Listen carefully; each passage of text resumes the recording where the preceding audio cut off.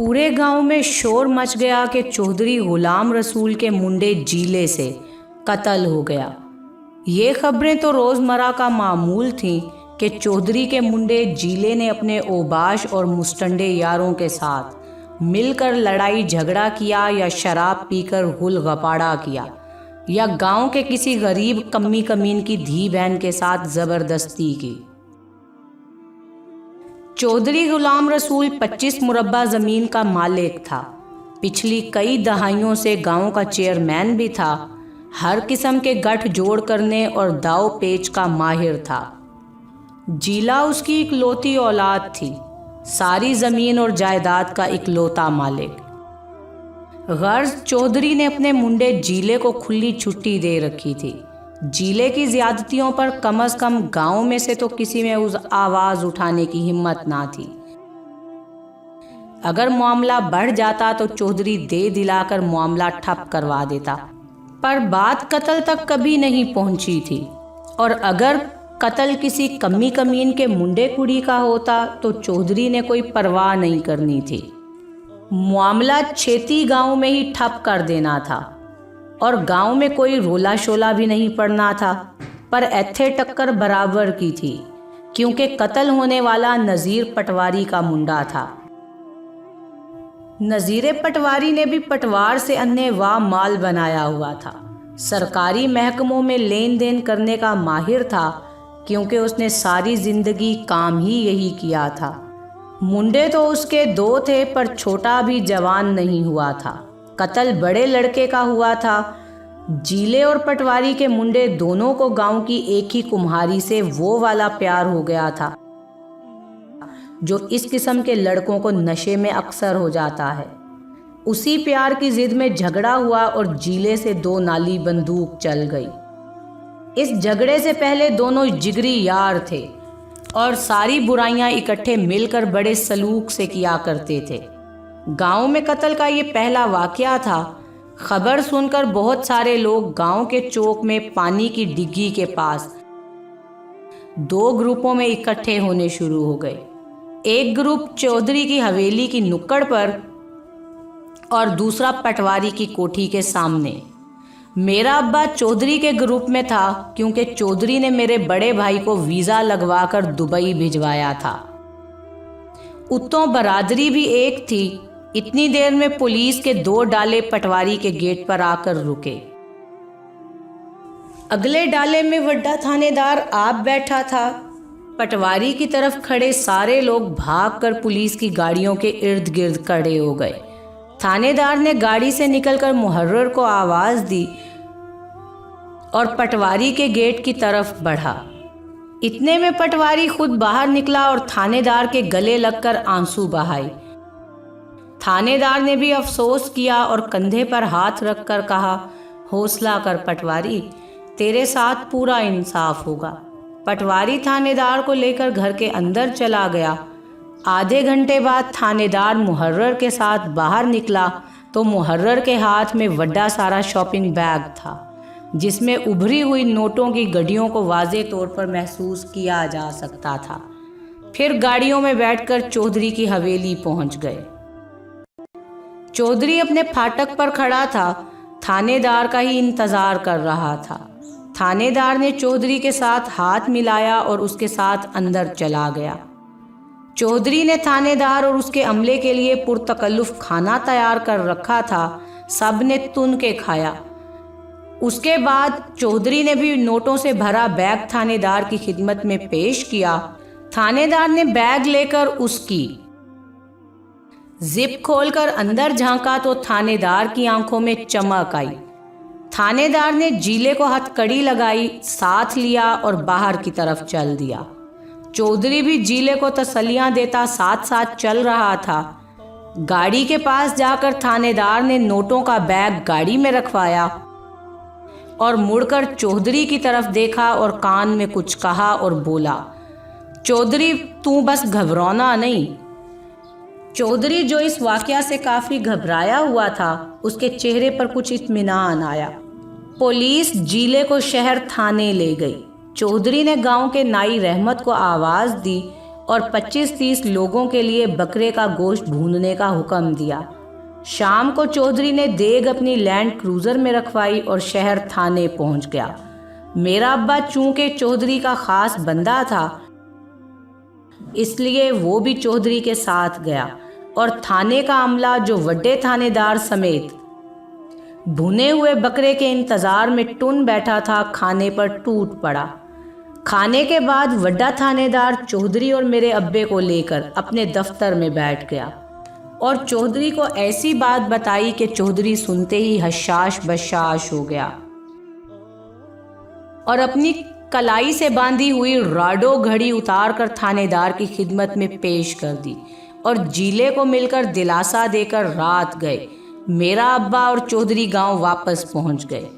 अगले दिन दोपहर की रोटी की दावत चौधरी की हवेली में थी हमारी। मैं, मेरी दोनों छोटी बहनें और अम्मी अब्बा नए कपड़े पहनकर चौधरी की हवेली पहुंच गए। चौधरी और चौधरानी को पता चला कि हम आए हैं तो खिलाफे तवक्को दोनों भागकर इस्तकबाल के लिए हवेली के फाटक पर हमें लेने आए।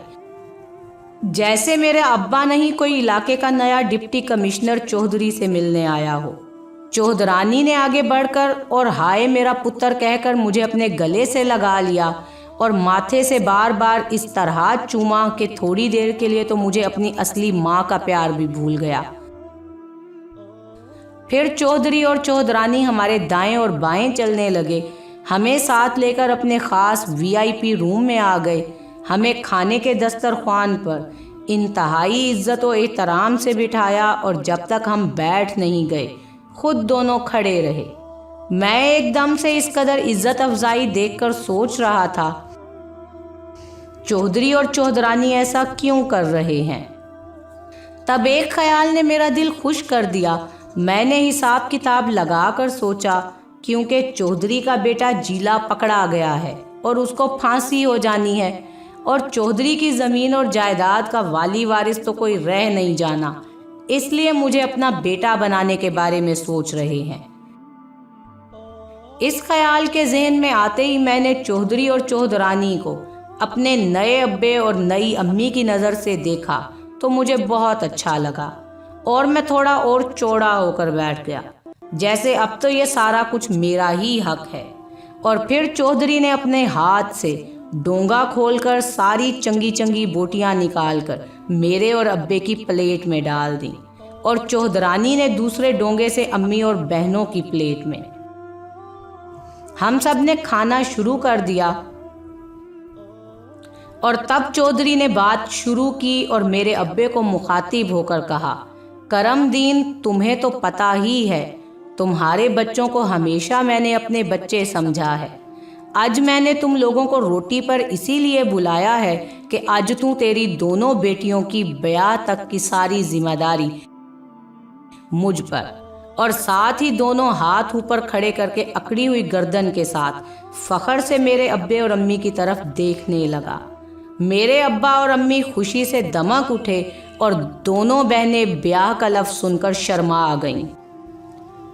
और अब मुझे यकीन हो गया कि चौधरी मुझे अपना बेटा बनाने के लिए मांगने वाला है। मैंने इसी खुशी में डोंगे से रान की बड़ी सी बोटी निकाल कर अपनी प्लेट में डाली और खानी शुरू कर दी। चौधरी ने मेरी तरफ इशारा किया और कहा, तेरा पुत्र भी मेरे लिए मेरे जीले जितना ही प्यारा है। मैं ये सुनकर थोड़ा सा शर्मा आ गया। फिर चौधरी बोला, करमदीन, तू बिल्कुल भी फिक्र ना कर, मैं तेरे पुत्र को फांसी नहीं लगने दूंगा। ये सुनकर मेरे हाथ से रान की बोटी छूटकर वापस प्लेट में जा गिरी। चौधरी बोला, बस तेरे पुत्र ने कत्ल अपने जिम्मे लेना है।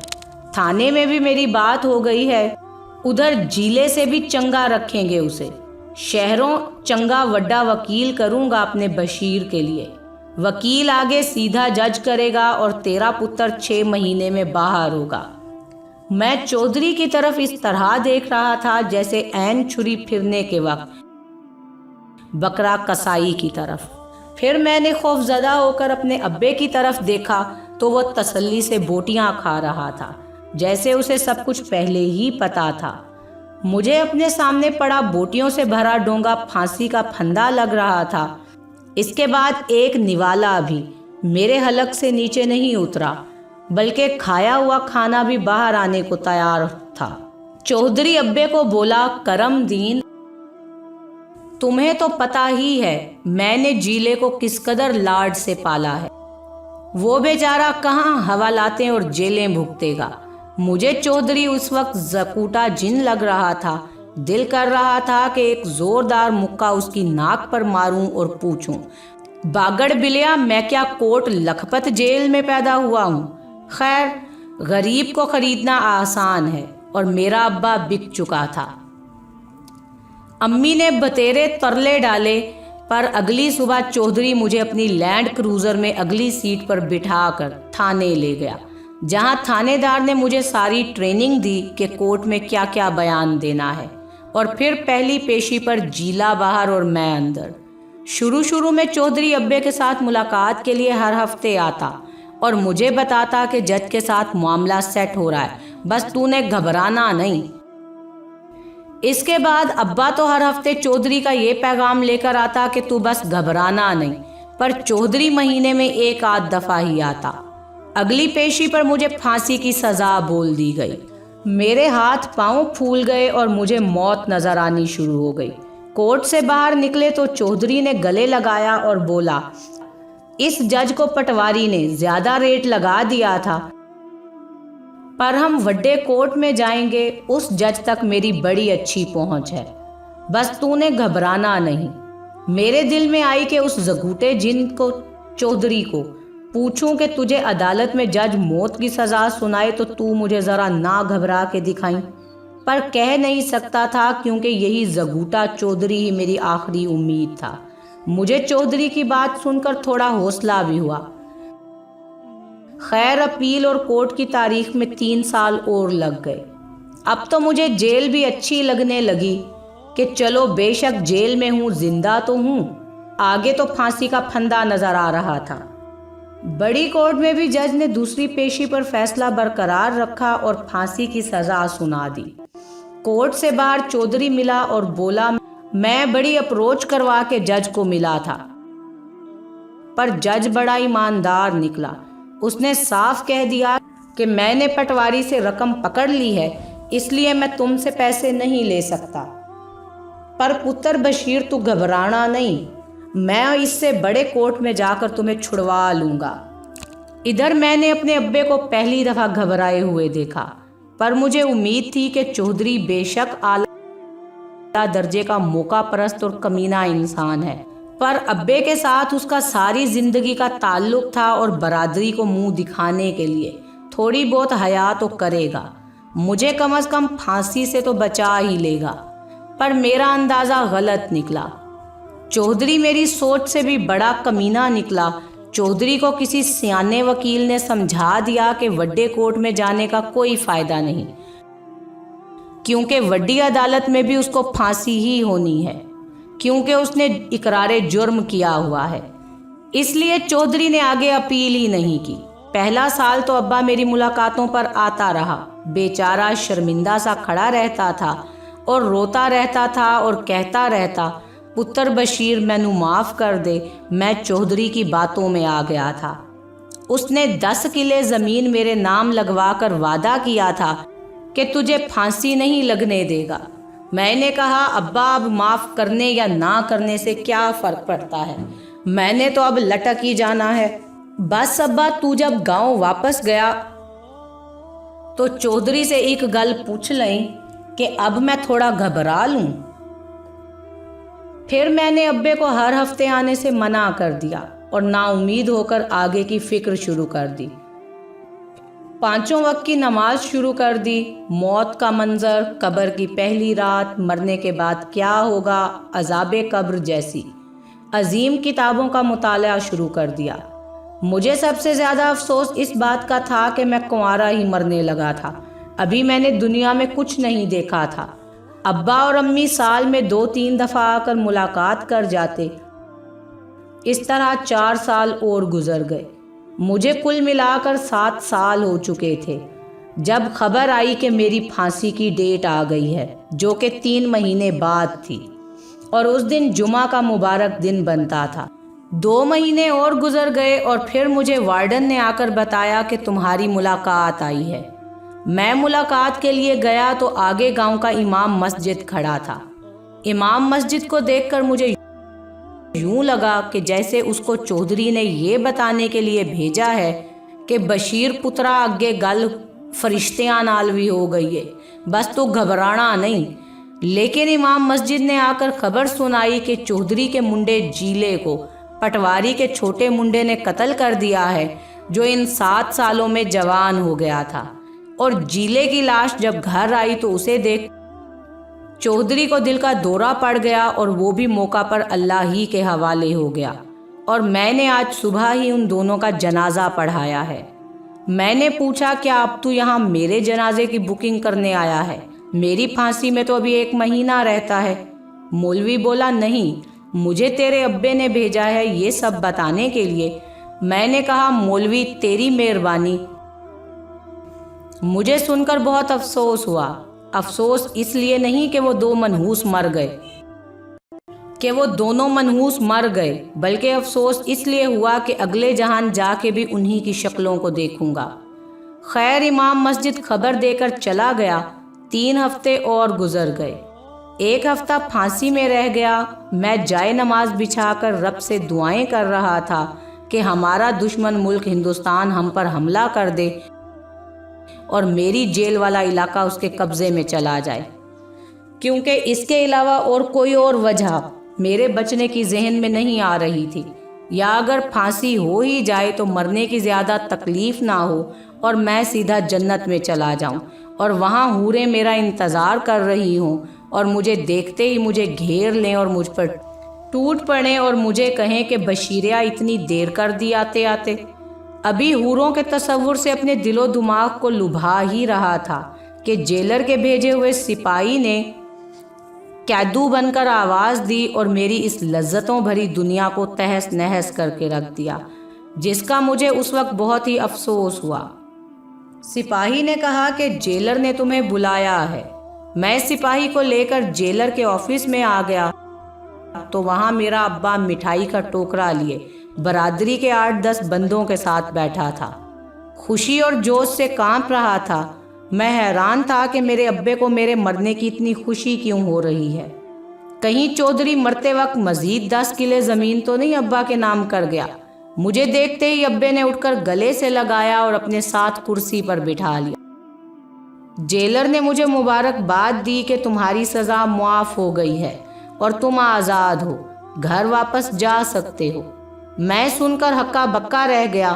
میں نے جلدی سے اپنی ٹانگوں پر زور سے خارش کی، صرف یہ چیک کرنے کے لیے کہ میں ہوش میں ہی ہوں نا۔ ابے نے واپسی راستے میں مجھے بتایا کہ چودھری اور اس کے منڈے جیلے کے مرنے کے بعد میں نے پٹواری کے بڑے ترلے کیے کہ تمہارا بدلہ اتر گیا ہے، اب میرے منڈے کو معاف کر دے، پر پٹواری نہیں مانا۔ پھر میں نے چودھرائن کی طرف سے جیلے کے قتل کا پرچہ پٹواری کے منڈے پر کٹوا دیا، تو اگلے دن پٹواری نے بلایا اور اس شرط پر تمہیں معاف کرنے کی حامی بھری کہ میں چودھرانی کو آمادہ کر کے پرچہ واپس لے لوں اور 10 کلے زمین جو چودھری نے مجھے دی ہے وہ میں پٹواری کے نام پر کر دوں۔ پر میں نے زمین دینے سے صاف انکار کر دیا اور پٹواری نے معاف کرنے سے انکار کر دیا۔ مجھے ابے کی اس کمینگی پر غصہ تو بہت آیا، پر میں پی گیا۔ ابے نے کہا میں نے تھانے دار کو 50,000 دے کر ساری رات پٹواری کے منڈے کو تھانے میں کر پڑوائے، تو اگلے دن پٹواری بھاگا ہوا خود میرے گھر آیا اور زمین کے بغیر ہی معافی نامے پر راضی ہو گیا۔ میں 7 سال بعد جب گاؤں پہنچا تو سب کچھ ویسا ہی تھا، پر میری لاٹری نکل آئی۔ چودھرانی بیچاری غم میں ویسے ہی نڈھال ہو چکی تھی، اس نے اپنی بھانجی سے میرا بیاہ کر کے ساری جائیداد میرے نام کر دی اور خود اللہ اللہ کرنے لگی۔ برے کا انجام ہمیشہ برا ہی ہوتا ہے اور اللہ تعالیٰ کسی کے ساتھ ناانصافی پسند نہیں فرماتے۔ 7 سال جیل میں گزارنے کے بعد جب میں باہر آیا تو میرا اللہ کے انصاف پر یقین اور بھی پختہ ہو گیا۔ اللہ تعالیٰ نے میری ان 7 سالوں کی مشقت کا صلہ میری زندگی بھر کی خوشحالی کی صورت میں دیا تھا، اور میں اللہ کا شکر ادا کرتے کرتے نہیں تھکتا تھا کہ اس نے مجھے اتنی مشقت کے بعد اتنی زیادہ نعمتوں سے نوازا۔